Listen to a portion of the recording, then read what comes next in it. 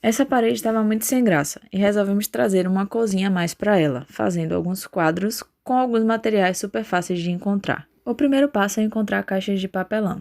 Feito isso, você vai cortar as laterais dela para que fique uma moldura mais baixa, pode ser de 1, 2 ou 3 centímetros. Se forem caixas mais baixinhas, como essa daí, você pode aproveitar sem cortar. A altura da caixa vai ser a moldura do seu quadro. Feito isso, é preciso pegar uma outra caixa e cortar algumas tiras na mesma altura da caixa que você definiu que vai ser o seu quadro.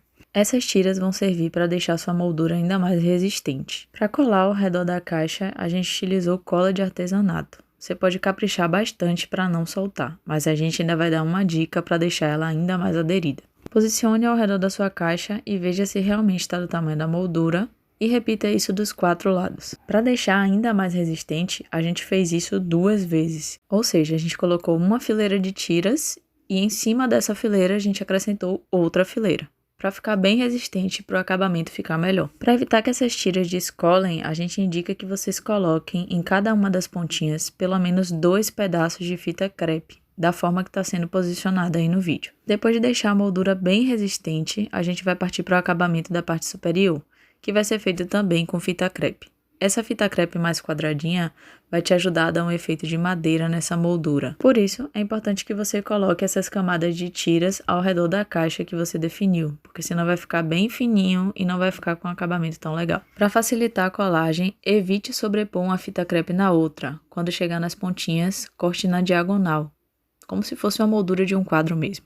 O próximo passo é cortar o papel contact. Essas tiras precisam ter um espaçamento maior do que a fita crepe para cobrir toda ela.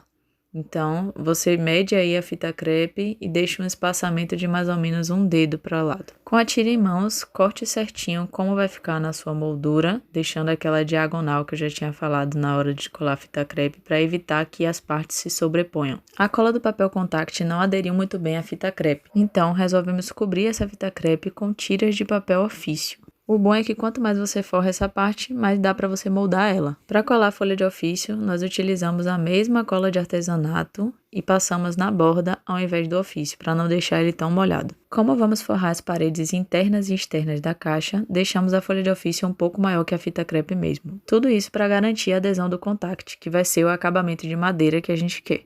Depois de colar essas bordas, é preciso cortar tiras maiores de contact para forrar a parede interna e externa dessa caixa. Na hora de forrar a parede interna, não é preciso se preocupar muito com o acabamento da parte de baixo, porque vai ser onde nossa figura vai entrar. Só é preciso se atentar para as paredes ficarem bem lisinhas. Com a parte interna colada, é a hora de colar o contact por toda a parte externa, tentando deixar o acabamento mais bem finalizado possível, porque essa é a parte que vai ficar mais visível.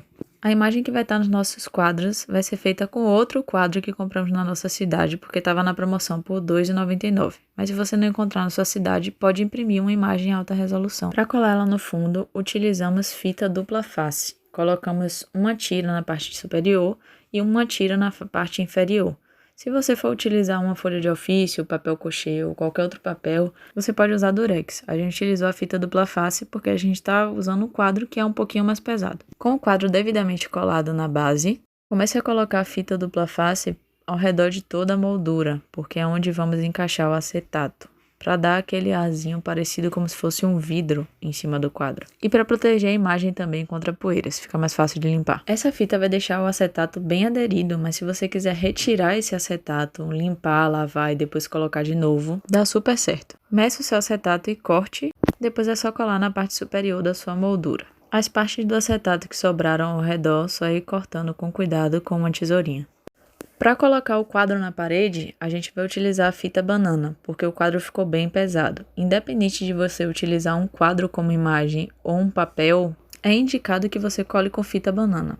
Ela vai impedir que o seu quadro caia em relação ao próprio peso ou quando passar um vento mais forte. É só colar um pedaço quadrado em cada um dos 4 cantos. Se você quiser reforçar ainda mais, dá para você colocar um no meio também. E o resultado ficou assim. Nós fizemos 3 quadros e distribuímos eles dessa forma. Você pode colocar os seus na horizontal e organizar como preferir. Se curtiu, deixa o like e se inscreve no nosso canal para dar aquela força.